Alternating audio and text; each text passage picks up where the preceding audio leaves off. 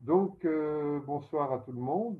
Bien, on inaugure on débute notre quatrième rencontre philosophique dans le cadre du nouveau Journal des chercheurs, qui a ouvert, je le rappelle, en 2022. C'est pas encore très très ancien. 2022 donc, et il y a, si vous êtes curieux, si vous avez envie d'aller le visiter, il y a pas mal de textes nouveaux. Actuellement, au total, on doit avoir à peu près 220, 230 textes de tout type, des textes de recherche, des textes de réflexion, des textes, des poèmes bien entendu. Pas seulement de la main de René Barbier, hein, on a aussi, je vous vois là, enfin, je te vois, il y a des textes de Myriam, il y a des textes de Philippe, il y a des textes de Christophe Forgeot qui n'est pas là, et puis d'autres que je ne me pardonne pas d'oublier, mais je m'en excuse auprès d'eux, de ne pas citer leur nom. Puis deux, trois textes de moi aussi, comme ça, au passage, voilà. Il y a aussi pas mal de nouveaux enregistrements audio, hein, qui nous ramènent dans les archives, dans les années 2000, même avant 2000. Et puis des vidéos aussi. Et la dernière vidéo qui a été mise en ligne, elle est très très récente, elle a été mise en ligne ce matin. C'est celle du spectacle hommage qu'elle en avait donné à René Barbier le 15 janvier 2018. Voilà, on avait donné un spectacle de 2 heures dans un théâtre, un vrai théâtre à Paris. Et donc il avait été filmé et là on vient juste d'obtenir du cinéaste bien, la bande vidéo. Donc si vous avez envie de voir ce spectacle uniquement composé de textes de René Barbier, à nouveau des textes de tout type, mais aussi de beaucoup d'iconographie, beaucoup de photographies qui étaient projetées en arrière-plan, et le tout accompagné par un ancien étudiant devenu prof national de musique, qui était venu pour nous jouer ce soir-là des morceaux d'accordéon qui venaient ponctuer les différents moments du spectacle hommage. Donc c'est en ligne sur le journal des chercheurs depuis cette nuit, vous pouvez aller le voir sans aucun problème. Vous le trouverez facilement dans la première page actualité, hein. Il doit être tout en haut. Alors donc ça nous amène donc à la thématique de l'image par rapport à René Barbier, qui n'était donc pas qu'un auteur au sens texte, au sens poème, au sens littéraire, au sens recherche. Il faisait également beaucoup usage de l'iconographie de tout type. Il avait, je trouve, surtout sur la fin, un côté iconophile, hein, où il faisait usage à peu près de tout type de possibilités d'illustrer ses textes sur le journal des chercheurs. Mais ça, c'était pas très très récent chez lui, puisque dans de très anciens ouvrages, comme celui-ci que vous devez peut-être connaître, je vous le montre. Ça s'appelle Golem, surtout pour les poètes, hein, vous devez le connaître. Hein, ça nous ramène dans les années 1970. Et dans cette longue succession de poèmes de René Barbier sur le thème du golem, eh bien voilà, il y avait des illustrations, hein, il y avait constamment des illustrations à chaque page, quasiment. Alors, dans ce recueil de poèmes, ce n'était pas des dessins de lui, c'était des dessins de Jean Cuyera, que je ne connais pas, mais qui tombaient pile poil en adéquation avec ce que les poèmes de René disaient dans la page de droite. Voilà. Alors ensuite, on trouve pas mal d'iconographie de René du côté de ses ouvrages beaucoup plus classiques, hein, comme l'approche transversale. Vous savez, le penchant qu'il avait pour les graphiques, pour les schémas en tout genre, comme celui-ci par exemple, hein. En général, ces textes de recherche en étaient absolument remplis. Parfois, il n'était pas simple de les lire, mais en tout cas, il nous aidait véritablement à synthétiser ne serait-ce que visuellement, une pensée qui était la sienne, à savoir une pensée souvent très très spiralée, qui éclatait dans différents domaines en fonction de son goût pour la multiréférentialité, pour la transdisciplinarité, et la récurrence de ces schémas était vraiment une aide à tenter de retrouver son chemin en tant que lecteur dans ce qu'il nous proposait. Alors dans le PowerPoint, on en a mis quelques-uns, hein, je crois, hein, voilà. D'ailleurs, il y en a certains qui ont servi à illustrer le fond du théâtre lors du spectacle que j'ai évoqué tout à l'heure de 2018. Alors les dessins, outre les schémas, ben, les dessins sont nombreux. Il y en a à la main, hein, que l'on trouve de sa main à lui, que l'on trouve sur le Journal des chercheurs, dans différents articles, ici et là. Et ces dessins à la main ben, furent suivis aussi de dessins faits sur ordinateur dès que René a pu s'en procurer la méthode d'utilisation, hein.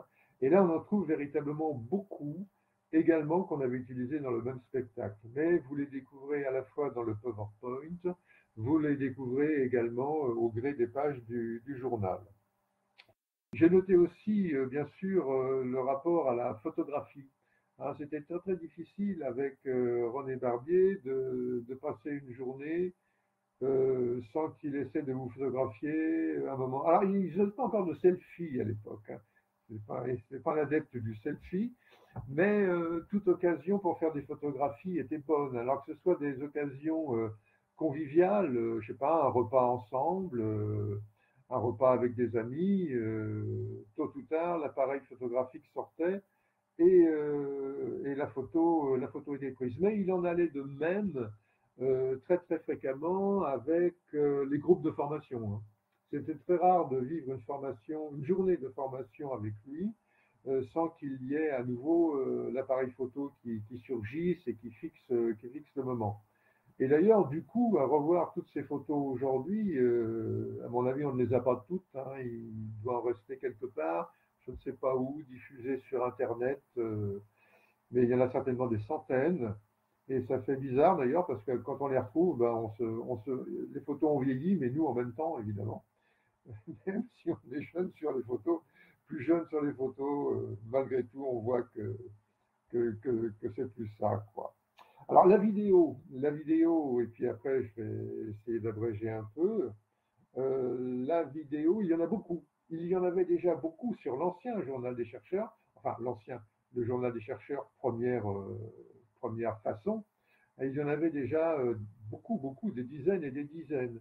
On en a retrouvé pas mal jusqu'à maintenant. J'espère qu'on va encore en trouver encore. Mais actuellement, on doit avoir quelque chose comme 20 heures de vidéos, 20 heures de vidéos réalisées par René lui-même, et puis auquel viennent s'ajouter à peu près une dizaine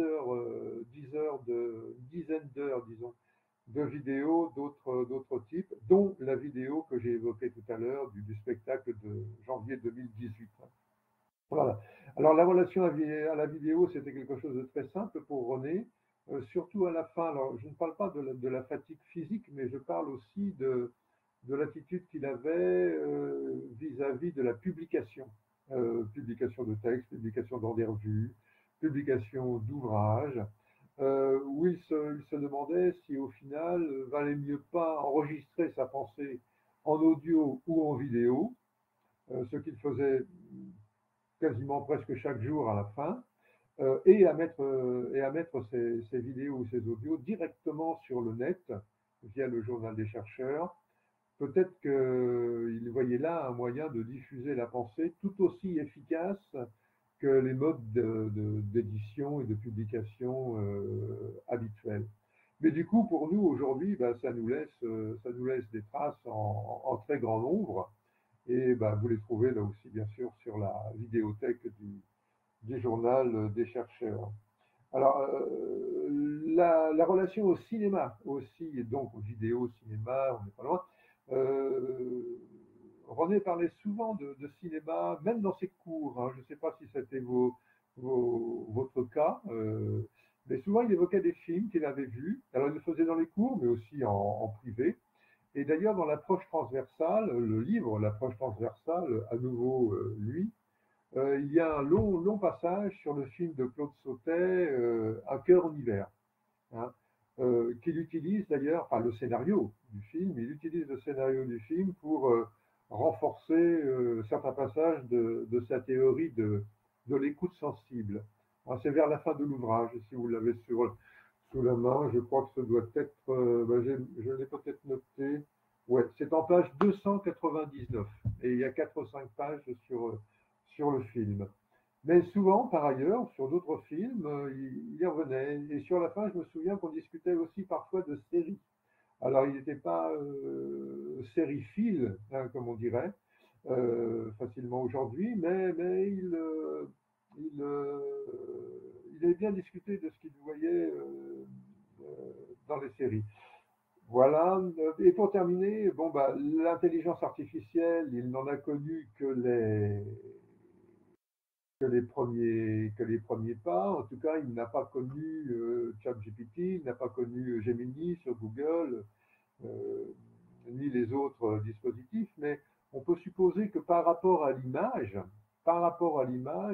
il aurait certainement, et non seulement d'ailleurs par rapport à l'image, mais comme notre thème c'est l'image, on peut supposer qu'il aurait essayé de bricoler des choses, peut-être des schémas d'ailleurs, pour ce qui est du réflexif, des schémas d'un autre type que lui aurait permis l'intelligence artificielle pour à nouveau rendre compte, synthétiser ce qu'il développait dans sa pensée de façon discursive et écrite.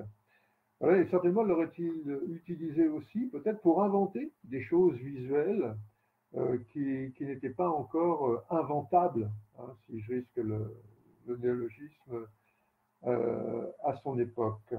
Alors voilà ce que j'avais un peu à dire. Et bon, il faut, là c'est un peu froid tout ce que je dis, mais il y a aussi beaucoup de sensibilité, beaucoup d'émotions à revoir ses dessins, à revoir ses images qu'il crée lui-même, et puis aussi bien sûr ces vidéos qui permettent de le rencontrer à nouveau. Mais pas seulement lui, aussi certaines d'entre nous. Voilà, donc c'est un rapport, vous voyez, un peu foisonnant, hein, que celui de René à l'image. Ça aurait été bien si on avait eu un cinéaste parmi nous, parce qu'en parlant de cinéma, on a été au moins avec lui 2 fois dans un film. Alors je dis avec lui, nous avons été, ça y est, Florent au moins, hein, que je vois là, Florent et puis moi-même, quand je ne joue pas dans le film. Mais il est dans un film, René, on le voit très brièvement. Il dit deux, trois répliques dans ce film qui s'appelle L'éducation s'en viendra au long des jardins. Hein, vous le trouvez sur le net. L'éducation s'en viendra au long des jardins. René nous donne 2, 3 répliques et puis on le voit quasiment constamment à l'image dans la comment dire dans le public qui figure, un public de soutenance de thèse. Voilà. Et puis également un film auquel j'avais pu participer lorsque était sorti un livre qu'on avait fait à 3 sur le management avec René Barbier, François Fourcade et puis moi-même, donc, qui suis le seul survivant de ce livre. Et Dimitri Sandler, le cinéaste que je n'ai pas cité mais que je cite maintenant, qui a filmé le spectacle de 2018, avait fait un film à la sortie de ce livre sur le management. Et on le trouve aussi, ce film, sur le journal des chercheurs. Et je me souviens, René avait bien aimé euh, parler face caméra, comme ça, face à un vrai cinéaste. Ça avait été un plaisir, je pense, cet après-midi-là. Voilà, bon, je me quitte et poursuivre le petit chemin de fer qu'on s'était fait. Maintenant, c'est à toi, Florent, si tu veux bien dire quelques mots. À moins que tu sois trop occupé. Non? Non. Et je coupe mon micro. Merci Christian, bienvenue Edith. Peut-être si tu veux bien couper ton micro Edith parce qu'on a des problèmes de mise en son circulaire. Merci beaucoup Christian pour tout ce panorama. Alors je cherchais quelque chose en t'écoutant parce qu'il m'est revenu qu'il y a de cela, au début des années 2000, j'ai fait un tableau où on va retrouver un tableau conceptuel, où on va retrouver la plupart des médias que tu viens d'évoquer. Alors, je vais voir comment je peux partager mon écran, si j'y arrive. Et puis après, ce que j'aimerais, tu avais fait un très beau diaporama avec plusieurs œuvres de René à différentes étapes de sa vie. Et si tu me permets, je le passerai également. Comme ça nous donnera du corps et du contenu aux deux présentations qui s'enchaînent. Alors, j'essaye de voir, ça, c'est partager votre écran. C'est celui-là. Voilà. Alors, moi, il apparaît tout petit. Je ne sais pas quelle taille il fait chez vous ou si vous avez moyen peut-être de l'agrandir. Est-ce que vous arrivez à voir? Alors, rouvre ton micro. Oui, c'est bon? Ok, super. Donc, c'est un travail que j'avais fait quand j'étais dans un laboratoire. J'étais à l'ENS Cachan à l'époque, un laboratoire sur quelque chose comme l'ingénierie didactique. Et donc, je m'intéressais à ce moment-là, dans la suite de ma thèse qui portait sur la vidéo numérique, justement, à ce que j'avais appelé les ITT, les images transformées et transportées. Bon, c'est un acronyme qui n'a pas connu de gloire, hein, ITT. Moi-même, je l'avais oublié. Ça m'est revenu en allant repêcher mon propre schéma. Et donc, en fait, se trouvent ici trois types d'images. Les images fixes, les images fixes ou dynamiques et les images dynamiques. Donc, ce sont les images placées dans des flèches, des ronds ou des panneaux qui ressemblent à un stop. De gauche à droite, on a des images véristes, c'est-à-dire qui reproduisent le plus possible la vérité, et à droite, les images conceptuelles, où on va retrouver plutôt les schémas, les plans de masse, etc. Et en vertical, comme ça c'est rapporté à ce qui nous intéresse dans ce séminaire de philosophie éducative, l'éducation, est-ce qu'il s'agissait de généraliser, de particulariser ou d'évaluer par modélisation? Bon, alors donc ça avait fait cette espèce de mapping, et c'est en t'écoutant, Christian, que d'un seul coup, ça m'a sauté aux yeux qu'il manquait quelque chose dans ce schéma. Il manquait une nature d'image. Est-ce que quelqu'un a une idée de ce que j'ai complètement oublié de mettre là-dedans?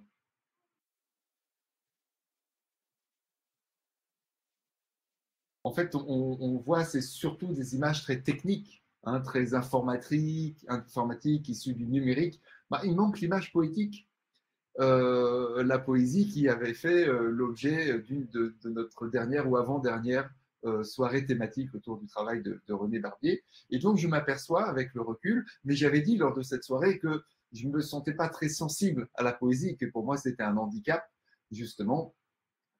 Et mon petit séjour à Montréal, il n'y a pas longtemps, m'a permis de rencontrer des artistes, plusieurs, et de me rouvrir un petit peu à cette dimension que je souhaite poursuivre à travailler. Et donc, je me disais, cette image poétique mobilisée par un enseignant-chercheur, René Barbier, est-ce qu'elle trouverait sa place dans ce schéma ou est-ce qu'il faut ouvrir le paradigme? Tu parlais un peu de transdisciplinarité tout à l'heure, Christian, et effectivement, est-ce que là, on n'est pas vraiment coincé dans un paradigme très binaire de 0 et de 1, sans tiers inclus et encore moins de tiers cachés?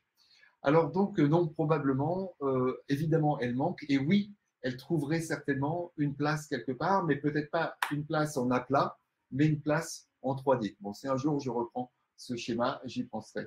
Alors, ce que je vous propose, c'est maintenant je vais partager le diaporama que Christian avait préparé, et puis on va se laisser porter un petit peu par ces images-là. Et bah, peut-être, Christian, si tu veux, tu peux nous dire quelques mots pour chacune d'elles, pourquoi tu les as sélectionnées par rapport au panorama d'ensemble que tu as déployé tout à l'heure. Ouais, bah, On n'est pas obligé de toutes les faire, sinon je les fais défiler, puis tu interviens comme tu veux. ouais, bah, fallait peut-être défiler, parce que j'avoue que je me souviens plus très bien dans quel sens je les avais mises. Ça, visiblement, c'est une œuvre de jeunesse chez Ah René, oui, hein, vu la oui, oui, alors ça, typographie. Myriam Le Monchois qui est là le connaît, hein, c'est issu, j'ai pris ça sur une revue de poésie à laquelle participaient de très près Myriam Le Monchois, Christophe Forgeot aussi, d'autres. Et c'était une illustration qui était sur le numéro, j'avoue, je sais plus, numéro 2, numéro 3 peut-être de cette revue, Le Matin déboutonné, qui était édité d'ailleurs à Paris 8. Donc ça, il l'a fait manifestement avec un des premiers logiciels graphiques, certainement à la souris, et on reconnaît quand même quelques possibilités de tampons, un peu comme des tampons. Myriam, si tu le connais, tu veux le commenter peut-être?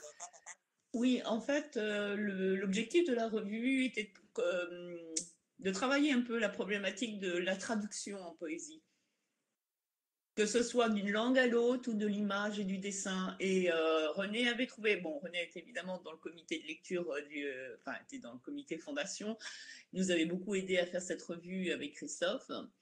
Et en fait, il avait trouvé intéressant de prendre au vol comme ça le défi de faire ces liens poésie-image. Donc, il nous avait donc proposé ces dessins. Quoi. Mais sinon, en effet, là, c'était les logiciels de dessin vraiment dans le b.a.-ba. Je me suis refait des choses très simples comme ça aussi.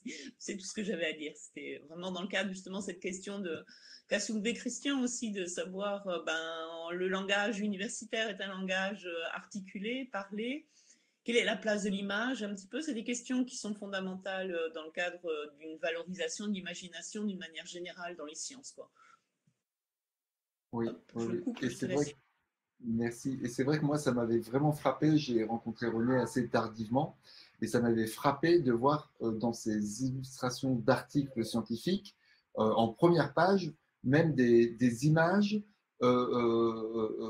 apparemment sans lien. C'est presque des illustrations de sa part, peut-être comme celle-ci ou comme d'autres, et ça m'avait interpellé. Alors là, on est plus sur du coloré, là.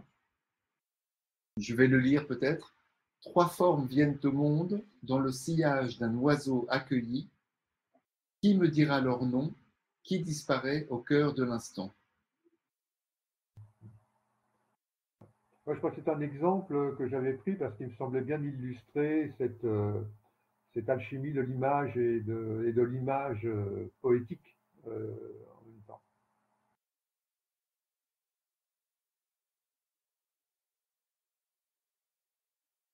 Flamme d'herbe soleil, prise au piège malgré tout. Oui, c'est un peu la même logique. Je crois que c'est Myriam qui me l'avait transmis, celui-là, il n'y a pas très très longtemps, non? Non, c'est pas moi là, mais il est Non. vraiment superbe ce dessin. Enfin, là, moi, je suis prof en art plastique, donc en fait, je regarde l'aspect plastique. Il est très intéressant en termes de créativité, le peu qu'il dit à la fois dans le graphisme, dans la couleur. On sent que il n'y a pas seulement l'illustration, il y a quelque chose de sensoriel aussi dans ce rapport à l'image chez René, quoi, qui est presque artistique. Enfin, je dis presque. Il avait d'ailleurs par rapport aux arts visuels comme toujours un petit peu un sentiment une honte par rapport au milieu dont il venait, qui ne lui avait pas donné cette culture artistique. Pour lui, les arts, la première art qu'il avait, c'est pour ça qu'il aimait aussi l'accordéon, c'était la musique qui était un art populaire. Quoi. Là, il se retrouvait pleinement au travers de cet art-là, la poésie aussi, mais il avait toujours un petit peu comme ça ce recul par rapport aux arts visuels, à la fois une fascination, et puis de l'autre côté, toujours aussi de se dire, ah mais non, ce n'est pas mon domaine. Quoi. Pourtant, il fait des choses très intéressantes comme on le voit là. Mais ce rapport, on le retrouve chez toi, Florent, quand tu dis, moi, la poésie, c'est pas mon truc. Enfin, je veux dire, il y a là un rapport des chercheurs universitaires à l'art qui est un peu quand même étrange. Pas pour moi qui est spécialiste en art et ayant fait ma carrière dans une faculté d'éducation, il y a quelque chose que je retrouve toujours de la même fascination pour les chercheurs en éducation, à la fois une fascination pour les arts et toujours à dire ah mais non mais je sais pas. Bah, écoute, tant mieux, c'est ce fameux côté sensible que Christian a évoqué plusieurs fois en introduction de cette soirée. Effectivement, d'ailleurs, René, si je me souviens bien, n'acceptait en thèse que des personnes qui avaient une pratique artistique, quelle qu'elle soit. Je me souviens qu'il avait dit quelque chose comme ça. Alors peut-être qu'il l'a pas fait systématiquement, que c'était un souhait, hein, mais en tout cas, il avait le souhait de ça, probablement pour que ces doctorants, justement, soient sensibles aux différentes dimensions du sensible et pas seulement à un intellectualisme qui caractérise quand même très souvent, trop souvent notre profession dans le supérieur. Ouais.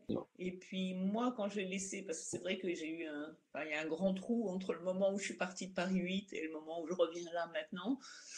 Et c'est vrai que c'est tout ce moment qui s'est consacré plutôt à l'aspect sensible religieux, qui est un autre aspect quand même de la sensibilité à mon avis.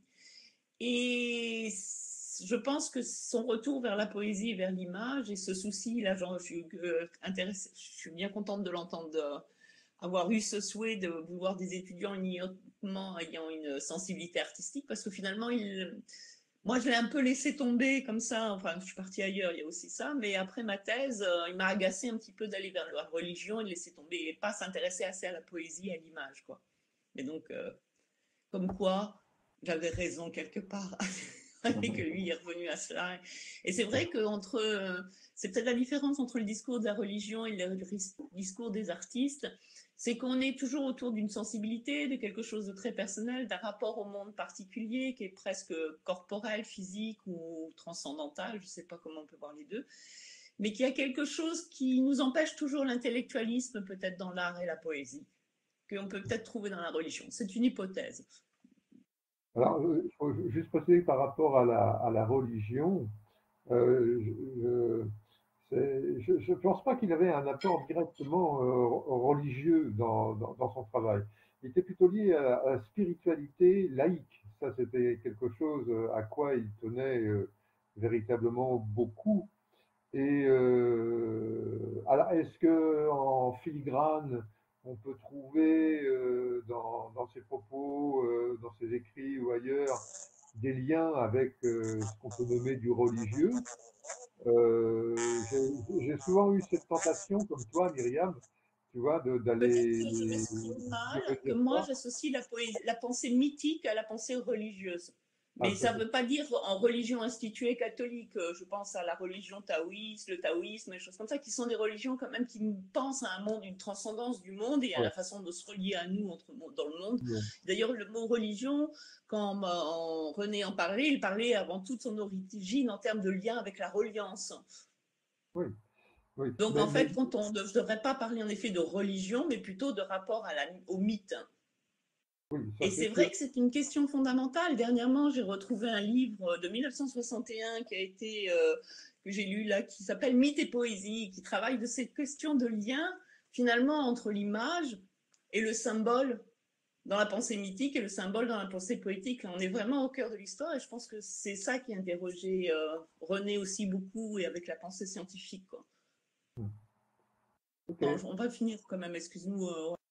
Non, non, mais c'est bien, on est déjà dans l'échange ensemble. Et effectivement, je pense que Philio pourrait approfondir évidemment cette dimension de spiritualité laïque qui nous a beaucoup inspiré, plusieurs d'entre nous ici, comme Mariana également. Mais c'est bien que tu le rapportes au mythe, effectivement, parce que c'est la dimension du mythe et également du sacré. Sont des choses qu'on va retrouver de façon récurrente ensuite dans son travail. Encore un oiseau. Un oiseau très coloré. Cette fois, on voit qu'on a évolué dans le temps. D'ailleurs, ça ressemble plus à un pastel, j'ai l'impression, ou alors c'est un travail numérique façon pastel, puisqu'on voit un grain de papier ou un pseudo-grain de papier.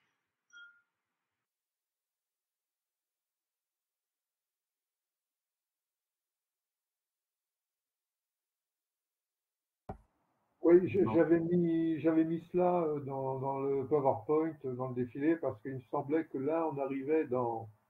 C'est toujours la même logique, un peu depuis tout à l'heure, l'imbrication image et image poétique. Mais là, j'avais l'impression que c'est vraiment fait sur ordinateur, ça, clairement. Oui, oui, oui, Mais dans une période bien postérieure au premier oiseau noir et blanc de tout à l'heure. tout à fait. Tout à fait. Ça pique un peu les yeux même.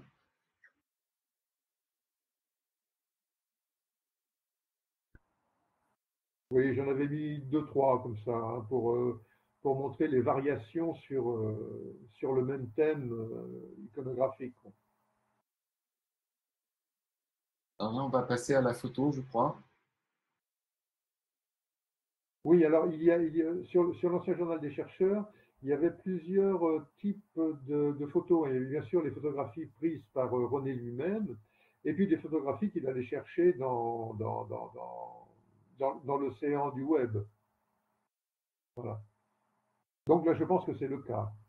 Oui, en terre asiatique, hein, on parlait un peu tout à l'heure du taoïsme, à juste titre.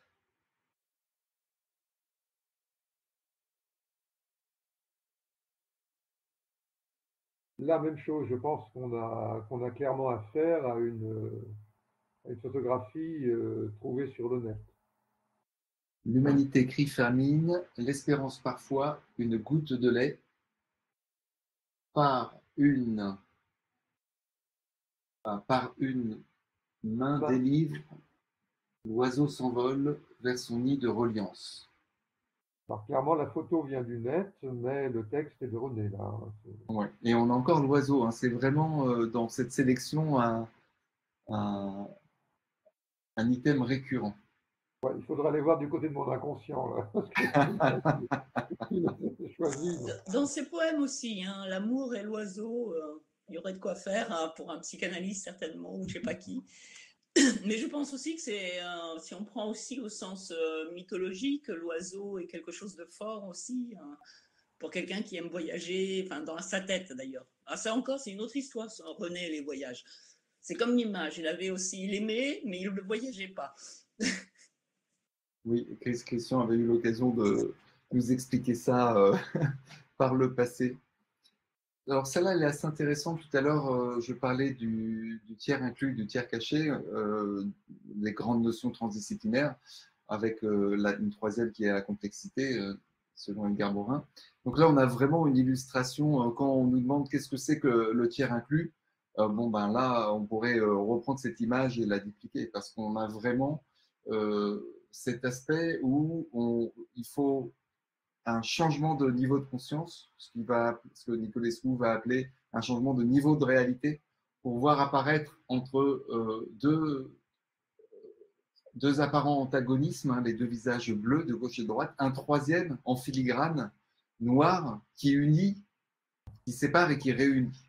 Voilà, donc là on a vraiment une belle illustration. Je ne sais pas ce que tu en penses, Mariana, mais et également une ouverture vers le tiers caché, hein, puisqu'on est sur un fond cosmique qui va faire le lien ensuite avec d'autres Oui, je te sphères. remercie, Florent, parce que justement, on est en train de travailler avec Florent un texte sur l'art et la transdisciplinarité, où l'art, il a une place d'objet tiers, d'objet flottant. Myriam, de mon choix, posait la question, mais finalement, quel est ce rapport de l'art et des chercheurs en sciences de l'éducation?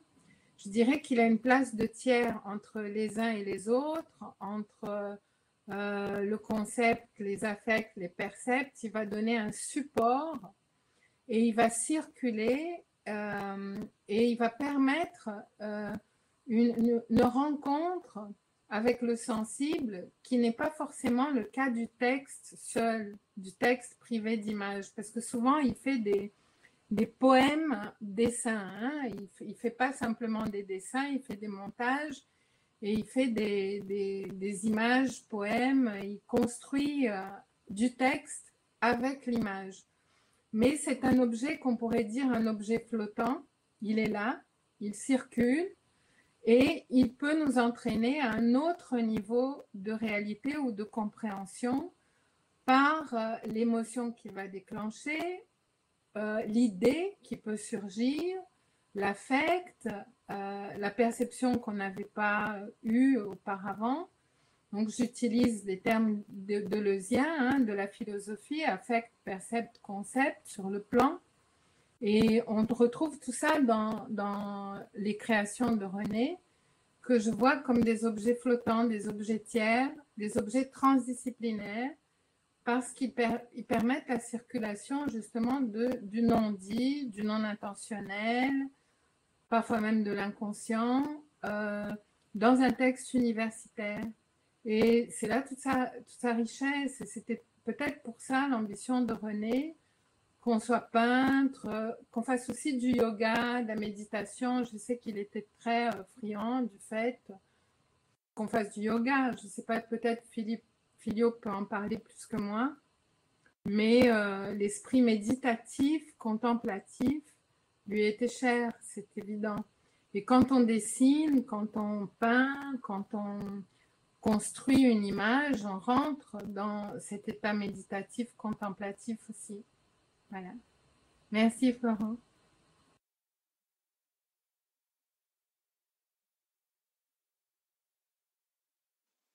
Philippe, si tu veux réagir sur le yoga, peut-être? Philippe, je ne sais pas si tu m'as entendu. Non? Ouais, si tu veux réagir sur la dimension du yoga. Oui, alors ça a un peu bugué, j'ai pas tellement entendu ta question. Mariana était en train d'évoquer que, au-delà de l'art, René était aussi intéressé par le yoga. D'ailleurs, il pratiquait lui-même des formes de tai chi ou de qigong, si je me souviens bien. Alors, toi qui es spécialiste de plein de choses, dont le yoga, ce serait intéressant, peut-être pour reprendre cette thématique par rapport à la question initiale de Myriam, le monde des enseignants-chercheurs en lien avec les arts et pourquoi pas avec les sens et le corps également. C'est une question ouverte. Là, ce que je rajouterais, oui, là, c'est vrai qu'il s'intéressait aux pratiques. Ouais. Ah bon, tant pis. Je voulais juste dire qu'il fallait différencier l'image et l'art.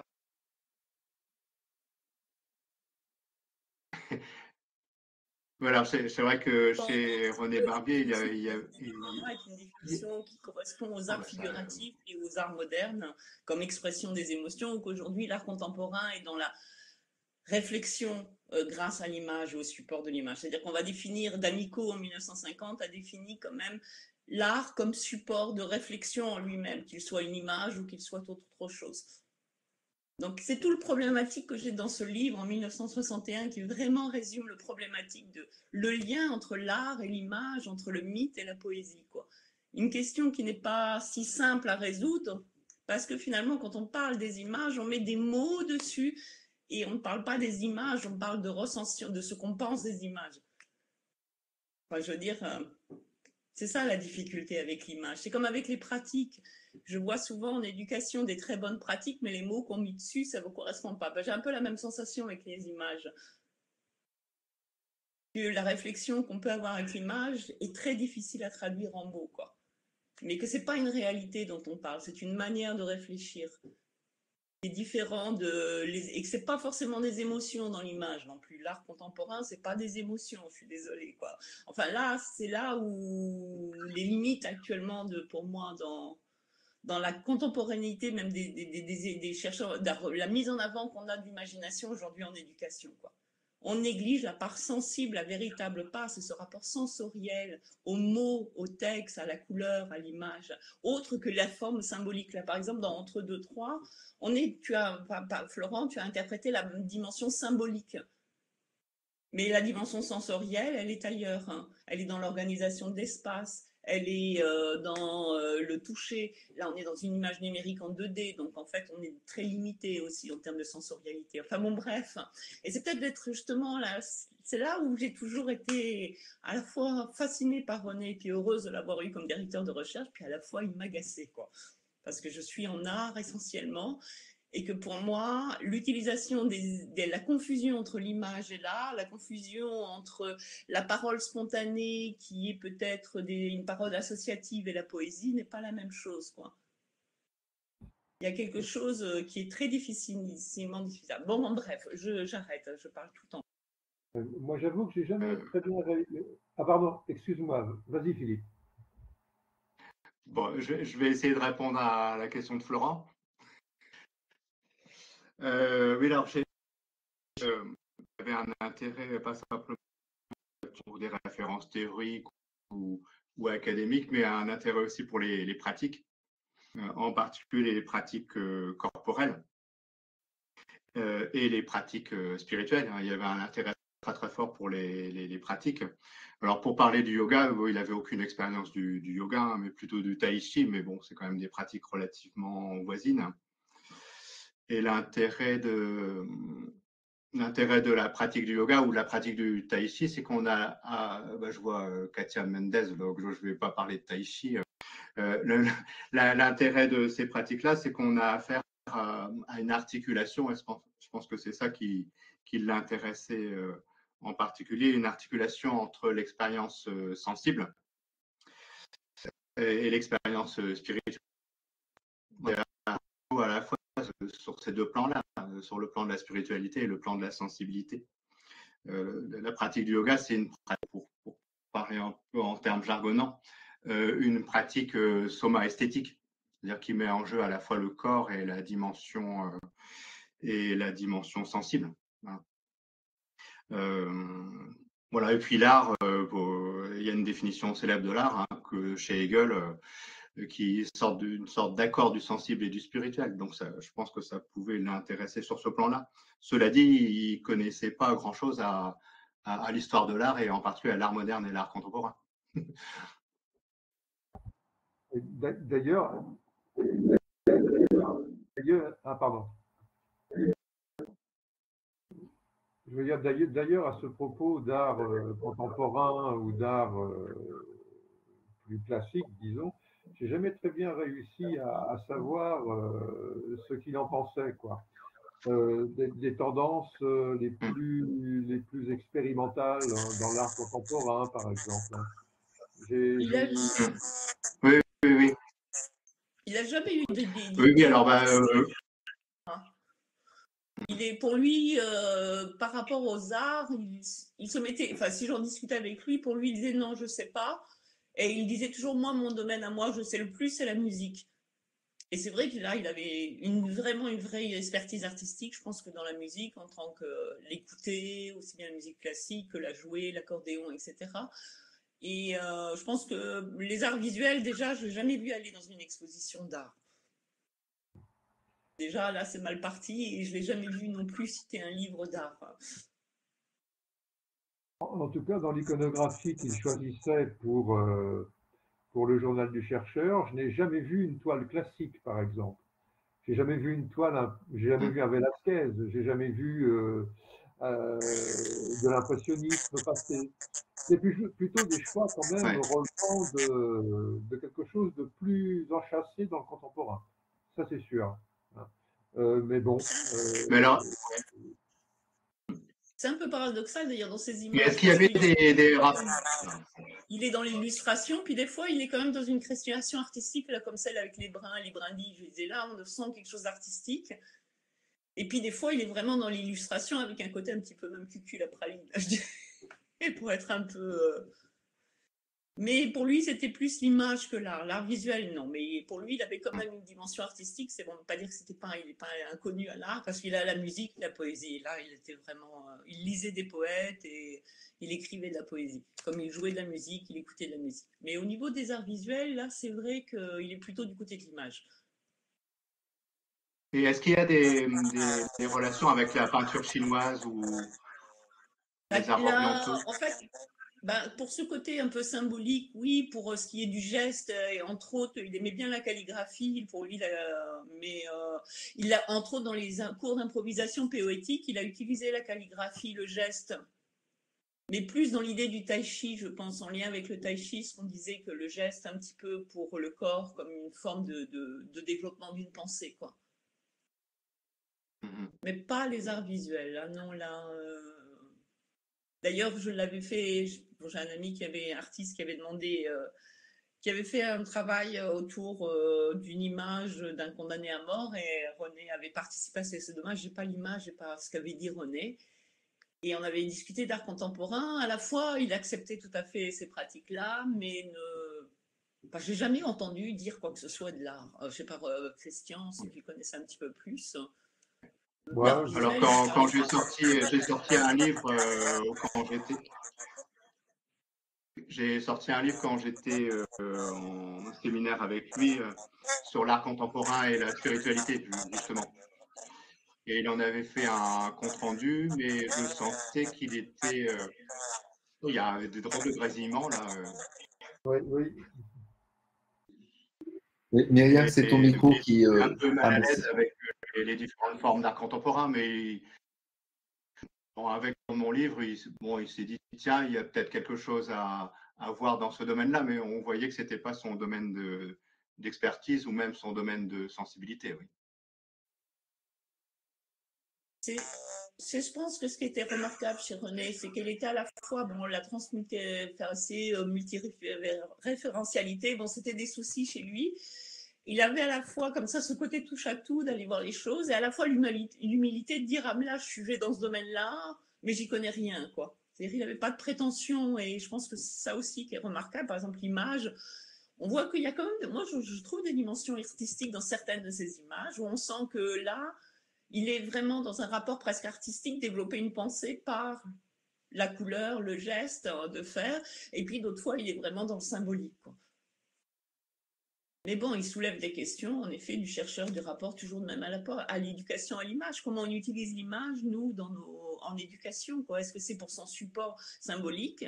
L'image a été introduite dans l'éducation à la Renaissance, à partir du moment où on a reconnu en 1398 à la cour de Padoue l'image, le dessin, comme support à la cour pour témoigner en justice de ce qu'on pouvait pour décrire un événement. Donc on voit déjà ce problème de l'image, comment elle est dans l'éducation, présente en premier avant même l'art. Et moi, du coup, ce qui est difficile aussi justement en éducation, je trouve que bon, je suis très contente de l'image qu'elle prenne de la place, à la place du discours articulé, qui est très élitiste aussi quelque part, de maîtriser la langue écrite et la langue orale. L'image est beaucoup plus populaire pour faire comprendre d'une certaine manière. Mais de l'autre côté, la place que prend l'image en éducation, pour moi, me fait dire « Ah, mais quelque part, elle ne laisse pas entrer l'art dans l'école. » Un peu violent la manière dont je dis les choses, mais je ne sais pas, on peut...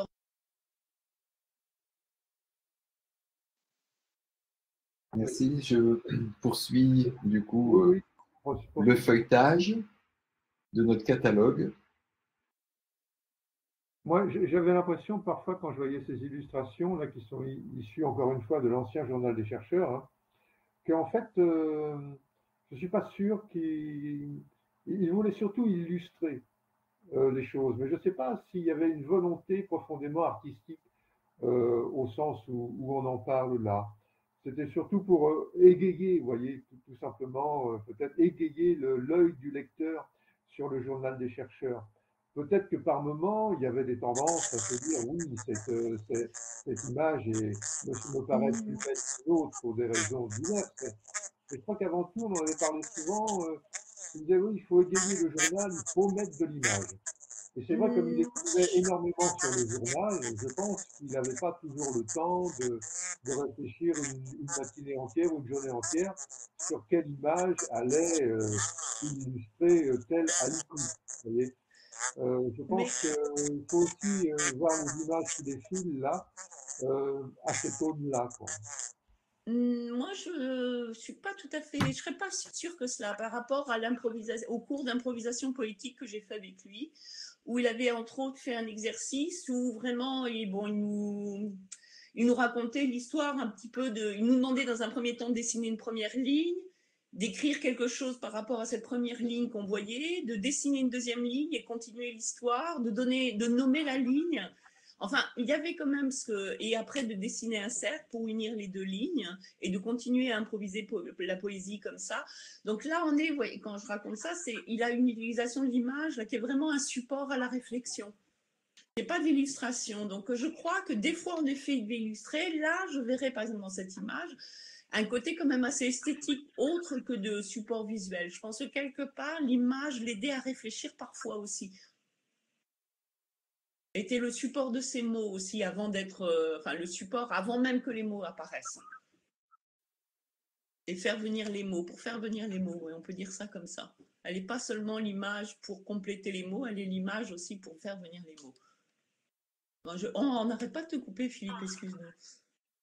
Alors là, bon, j'avais mis aussi dans le défilé des images un certain nombre de schémas, un certain nombre de tableaux qu'il utilisait très fréquemment dans ses articles, dans ses ouvrages, comme je l'ai dit, mais aussi souvent dans des conférences sur les PowerPoint qui pouvaient être projetés derrière lui.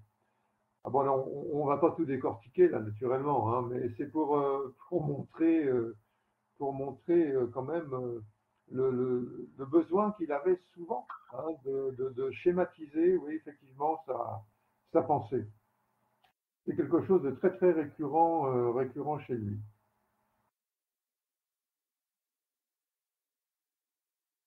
Voilà un autre exemple, bien sûr, on va en voir plusieurs.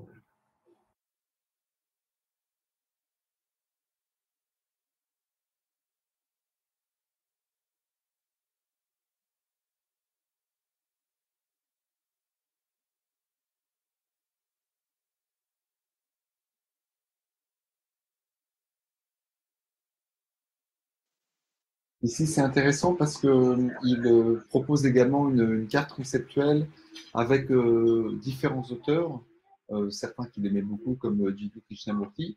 On va retrouver René Char, un poète, évidemment, et puis tout l'imaginaire avec Gilbert Durand euh, et d'autres choses. Alors, j'ai envie de préciser qu'il y avait une limite à ça, c'est que sur la fin, lorsque les cartes mentales sont arrivées sur le marché, je me souviens qu'on avait eu plusieurs discussions avec François Fourcade là-dessus, qui était assez friand des cartes mentales. Puis moi, je détestais les cartes mentales. Et René n'aimait pas ça du tout non plus, quoi. Mais c'est un peu étonnant quand on voit, par exemple, ce schéma. Vous voyez, alors peut-être c'était l'automaticité, la programmation des cartes mentales qui le gênait, qui squeezait peut-être l'inspiration qu'il pouvait trouver davantage en faisant, en établissant lui-même ses propres schémas. Peut-être, c'est l'hypothèse. Alors j'ai mis aussi des photos, hein, des photographies qu'il prenait. Il y en a beaucoup qui sont issues du net, mais également beaucoup de photos qu'il a prises lui-même et dont de très nombreuses sur la fin au Père-Lachaise. Voilà. Et il rajoutait sur ces photos, vous voyez, des textes. Et là, bien sûr, on est du côté de l'Holocauste, naturellement. D'ailleurs, la suivante est presque d'actualité. Oui, alors Encore, effectivement, elle doit dater du premier mandat. l'élection de Trump, hein, et je crois qu'il avait Il aurait rajouté pu être il aurait pu être influenceur de nos jours sur les réseaux sociaux parce que c'est le genre de photo avec une illustration comme ça qu'on peut trouver aujourd'hui sur Instagram ou Facebook. Je pense que si René avait été, oui, avait été plus jeune, peut-être qu'aujourd'hui il serait, je pense, très présent sur les réseaux sociaux. Pas forcément avec ce type d'image, hein, mais d'une manière générale, il aurait aimé beaucoup ces supports. Hein.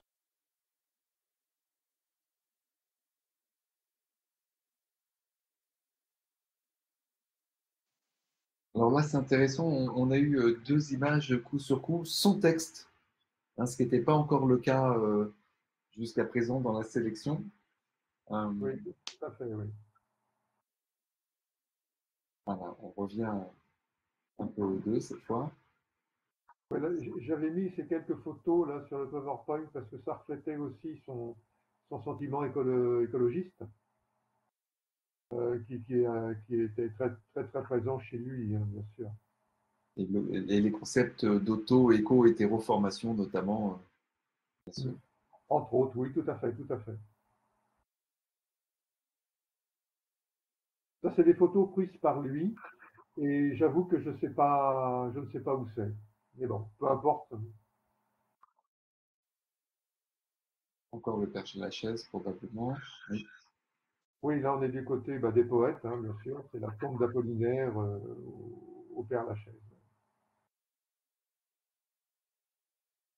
Est-ce qu'on pourrait dire que René avait une fascination pour la mort? Bah, il habitait déjà à côté du Père Lachaise et c'était le Voilà. parc le plus beau à voir à côté de chez lui. Déjà, on peut se dire ça. Mm. Non, Fascination par la mort, moi je me souviens que dans le Dufin, il était de ceux qui voulaient accepter d'en parler. Bon, il y a eu je me souviens de ce qu'il avait dit aussi quand Agnès était décédée. Elle est décédée quasiment dans ses bras, hein, sa compagne. Et il était capable d'avoir un discours distancié. Maintenant, entre le moment, comment il a été à la fin de sa vie, dans quel rapport à la mort, je ne sais pas. Peut-être Comment est-il décédé? Je l'ai pas su ça, Christian. Il est décédé à l'hôpital. J'oublie d'ailleurs l'hôpital, j'y étais, mais enfin, non, à côté de chez lui. Hein. Il a eu Il le est temps donc décédé de en se voir fait mourir, hein. d'un cancer du foie, d'un cancer assez rapide, très très Ah, rapide. ouais. Et la dernière fois que je l'ai vu vivant, c'était 3-4 jours avant, alors qu'il était encore chez lui. Et Mhm. il semblait serein. C'est-à-dire que moi j'avais l'attitude de l'imbécile à côté, à qui quelqu'un dit, ben voilà, je sais que c'est fini, et j'accepte ma finitude. C'est les termes employés. J'accepte ma finitude, c'est fini, voilà. Et donc, j'aimerais que tu fasses ça, j'aimerais que tu fasses ça. Voilà, après, c'est là-dedans. Il était beaucoup dans la transmission. Je le revois montrer la bibliothèque, me disant, voilà, ça c'est les livres pour toi, ça c'est les livres pour Christophe, ça c'est les livres pour ma fille, etc., etc. Vous voyez, il était vraiment dans la transmission et dans l'acceptation de la finitude. Par ailleurs, j'ai retrouvé dans ces textes récemment, pour le journal des chercheurs encore, des moments où il parle de la mort comme non pas d'une compagne de toujours, il ne parlait pas de lui, il parlait de l'être humain et de toute chose vivante et de toute chose qui vit. C'est-à-dire qu'on ne vit pas sans la mort, l'interpénétration des deux, et que, en quelque sorte, alors, moi, c'est moi qui dis ça, là, hein, au moins on n'est jamais trompé par la mort, quoi. Elle ne voulait jamais tomber. C'est moi qui C'est rajoute ça, mais c'est peut-être un résumé très très rapide de ce qu'il avait dit d'une façon beaucoup plus intelligente.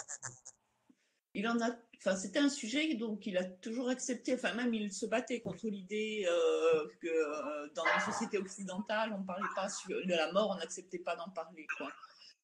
Mais bon, entre le discours qu'on tient face à la mort et la réalité à la fin de la vie, il y a souvent un décalage. Donc bon là, il a été cohérent jusqu'à la fin, c'est ce que j'entends dans ce que tu dis. C'est-à-dire que la réflexion qu'il a eue par rapport à la mort l'a aidé à mourir d'une certaine manière. On peut dire ça. Christian, je sais pas. Moi, je ne sais pas, les dernières minutes de René, je ne les connais pas. J'étais pas là. Mais je sais que Mais 3 ou 4 jours avant, c'était ça. J'avais l'impression d'une certaine sérénité. Il avait voulu à tout prix qu'on aille au restaurant en plus ce jour-là. Et moi, je ne voulais pas aller au restaurant. Je le sentais trop faible, etc. Mais il avait absolument tenu à y aller et avec une attitude presque semblable aux. Non, j'exagère quand même. Mais une attitude ouais, de vivant. D'un vivant, quoi, au restaurant. Pas d'un bon vivant, mais de quelqu'un encore en vie et qui vit vraiment, quoi. Tout en sachant que l'inéluctable est très proche.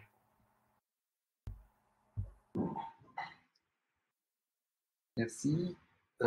Pour terminer, je reviens sur le premier oiseau de la série, parce que je ne sais pas si vous avez fait attention, ceux qui étaient connectés dès le début, mais Jean Villemer, ici présent, a un oiseau en liberté dans son bureau, qui est passé nous faire des petits coucous sur son pull tout à l'heure. Il a quitté son écran pour l'instant, mais il est resté avec nous un bon petit moment. Bien, eh ben, on a terminé de montrer cette sélection iconographique. On a commencé à avoir quelques échanges, ma foi, très intéressants sur différents sujets que, que nous ont évoqués les visions de ces images. Il nous reste un gros quart d'heure. On peut le mettre à profit. Si certains d'entre nous ici qui n'ont pas encore trop parlé, je vois Edith qui est parmi nous, qui a fait beaucoup de travail sur les correspondances justement entre les arts, notamment les arts plastiques et ses recherches sur les milieux du vivant, d'ailleurs, hein, comme la rivière, des recherches de type scientifique et pédagogique. Voilà, c'est ouvert. Katia qui nous a rejoint également, on avait commencé à parler du yoga, des arts internes, hein, qui est une expression que j'ai apprise de toi et que j'aime bien réutiliser quand l'occasion se présente. Voilà, donc du coup, et Christophe, bien sûr, qui est là aussi maintenant, qu'on est très content de revoir. Donc, et Jean, hein, puisque lui, c'est peut-être celui qui a le plus pratiqué les oiseaux parmi nous. Voilà, donc ça nous fera plaisir que si chacun veut prendre la parole et retentir un peu, pour reprendre ce mot, ce verbe de René, retentir, avec cette petite heure qui vient de s'écouler déjà entre nous. Je vous laisse libre, soit la parole aux dames, mais je voudrais surtout pas faire de genrisme.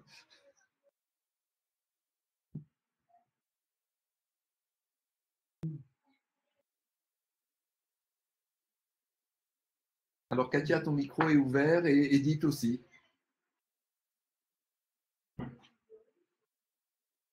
Ah, on t'entend pas Katia par contre. Enfin, ton micro est marqué comme ouvert, mais j'ai l'impression que tu es sur une tablette. Alors, je sais pas si la connexion se fait bien. Peut-être Edith, si tu veux commencer, pendant que Katia règle ses histoires de micro.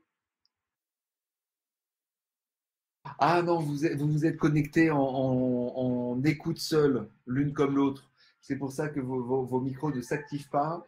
Et avec cette interface, je pense le mieux, si vous avez gardé le lien de connexion facilement, c'est que vous quittiez la salle et en vous reconnectant, le logiciel va vous proposer écoute seule ou bien écoute et micro. Tu penses pas pouvoir le faire, Edith, de ton côté? Je suis désolé, je peux juste te faire On t'entend pas, Christophe, non plus. Tu dois être dans le même cas. Tu dois être dans le même cas. Donc, si vous voulez, vous pouvez vous déconnecter et vous reconnecter. Et au moment de la connexion, le système devrait vous proposer non, ni l'un pour l'autre. Il n'y a rien de plus frustrant.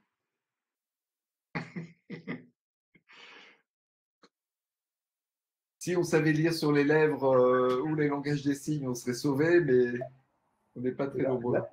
La télépathie, ça viendra un jour. Mais... Oui, la prochaine fois, si on réutilise ce système BBB, on mettra un petit nota, utilisez bien connexion micro et audio.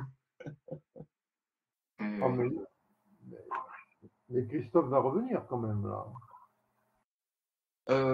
Bah, j'espère, et Katia aussi. Et qui est-ce qui a levé la main? Jean, vas-y si tu veux t'exprimer, si toi ton micro fonctionne. Oui, moi, je suis toujours, ça me fait toujours rigoler de voir les nouvelles technologies, le problème qu'on a à intégrer cette nouvelle technique-là, et je me dis, bon sang, qu'est-ce qu'ils avaient fait du chemin rendu à Star Trek? Ils avaient fait tous ces problèmes-là.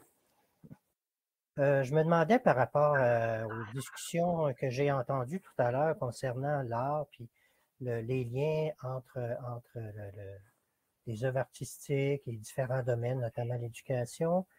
La question que je me pose, c'est est-ce qu'on parle de la même chose quand on se place du point de vue d'un créateur de discours artistiques, de celui qui produit des œuvres, et si on se place du point de vue de celui qui reçoit les œuvres, qui les consomme, qui les voit de l'extérieur. Est-ce qu'on parle de la même chose?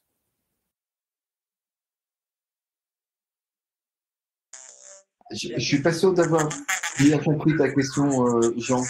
Est-ce que c'est la même chose? Tu l'as comprise. Alors vas-y, si tu veux. Comprise, c'est à fait. En fait, c'est justement l'objet de mon séminaire au Brésil, c'est ça qui m'intéresse. C'est qu'actuellement, dans l'enseignement des arts, dans l'éducation en général, on a beaucoup mis en avant les arts comme développement de la créativité, de la création. Et donc, en fait, on a laissé l'appréciation en dehors de cela. Et on a eu aujourd'hui, par exemple, on le voit que D'Amico, par exemple, en 1950, il va attribuer la réflexion artistique aux créateurs en situation de création. Mais pour ce qui est de l'appréciation des images, finalement, la réflexion artistique, ça c'est pas. On va parler d'une pensée critique d'un sociologue, d'un psychologue, d'un autre domaine que de celui des arts.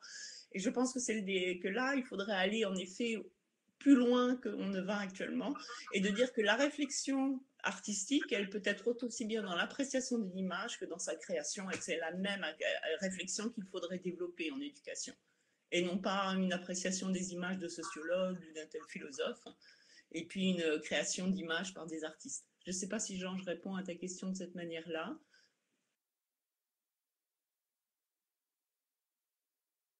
Oui, un petit peu quand même, mais de mon point de vue à moi, qui suis quand même un producteur d'images, j'ai tout le temps l'impression que je ne suis pas certain d'avoir la même appréciation des images des autres, et la même relation avec l'art des autres que j'ai par rapport à l'art quand je suis en train d'en produire. À mon avis, c'est une très bonne question. Justement, j'ai prévu des entretiens avec des artistes là-dessus. C'est de me dire finalement, surtout les artistes contemporains qui vont être autour d'une réflexion. Dire qu'aujourd'hui, par exemple, on va demander à l'artiste d'intervenir dans des milieux et de développer une réflexion sur ces milieux in situ pour développer des territoires, par exemple. Et là, moi, ça me fait dire que finalement, l'artiste, il apprécie à la fois les œuvres des autres pour échanger avec les autres et former les autres aussi dans le cadre d'une formation par les pairs, mais il va aussi apprécier les images des autres pour la création de ses propres images aussi. Il va apprécier aussi des territoires qui ne sont pas forcément des œuvres d'art ou des images instituées comme art, pour à la fois les transformer en art et en création et en image artistique. Donc voilà, c'est pour ça que je vois les liens très forts autour de quelque chose qui serait une cohérence qu'on devrait donner aux arts, en essayant de réunir de nouveau un peu plus appréciation et création plutôt que d'essayer de les séparer. Mais bon, c'est un projet de longue haleine parce qu'on a longtemps séparé les choses depuis la Renaissance, en formant même des artistes à l'appréciation des images par des intellectuels et non pas par des artistes. Mais bon, c'est un projet, à mon avis, Et là, c'est là peut-être aussi qu'on se rejoindra enfin entre l'image et l'art dans l'éducation, quand on aura réussi, peut-être dans le domaine des arts, à réunir appréciation et création autour d'une même chose, quoi. Parce qu'on voit bien l'histoire de l'illustration ou de réfléchir par l'image. Comment les deux, et c'était la question un peu de la revue au départ, Christophe, si tu te souviens bien, pour la revue, on avait cette question de la traduction d'une langue à l'autre, mais aussi du poème à l'image, comment tout ça, ça se jouait. En fait, finalement, on se rend compte, Christophe, tu vois, que ce qu'on avait intuitivement dans la... Enfin, c'est surtout, je pense que ça venait de toi, le projet, que ce projet-là, finalement, il est pas fini. Hein, il est l'objet de vraiment de réflexion profonde et nous interroge sur la place de l'image. Mais c'est là où on peut regretter aussi que des chercheurs comme René, qui ont initié des pratiques, n'aient pas assez poussé loin la réflexion. C'est-à-dire que j'aurais le regret aujourd'hui, j'aimerais entendre aujourd'hui René dire ben, pourquoi il utilisait les images et pourquoi il les utilisait différemment, etc. Bon, je prends trop la parole, je laisse tomber. Bon, je crois que Christophe a récupéré son micro. Oui, je pense. Oui, super. À toi la parole, du coup. Bon, j'arrive un peu en retard, donc j'ai rien de spécial. J'avais rien prévu, rien de spécial à dire. Pour rebondir sur le matin déboutonné, la poésie dans laquelle on proposait justement que les poètes, les personnes traduisent eux-mêmes, les personnes traduisent elles-mêmes leurs images poétiques à une autre, ou soit d'images, on va dire, physiques, en traduction de leurs images poétiques. Et René avait participé très tôt en proposant de lui-même ces compositions qu'on a vues à l'écran, l'oiseau là que l'on a vu, et l'autre image aussi. Et c'était venu spontanément de lui, on n'avait rien demandé. Et voilà, il m'avait proposé ça pour participer tout de suite. Donc, il avait traduit des mots, ou en tout cas, il avait mis dans une image à la fois des mots et à la fois un dessin. Et à l'époque, un dessin en plus par ordinateur, ce qui était... Enfin, moi, ça m'avait surpris. Et en même temps, pas tellement de lui, parce que bien sûr, il était déjà très féru de l'outil informatique, et je le savais, mais je serais pas venu à l'idée. À l'époque, j'aurais fait moins d'un. Et lui, il était vraiment comme à la pointe voilà, il était dans la découverte, et il a fait ça spontanément. Donc,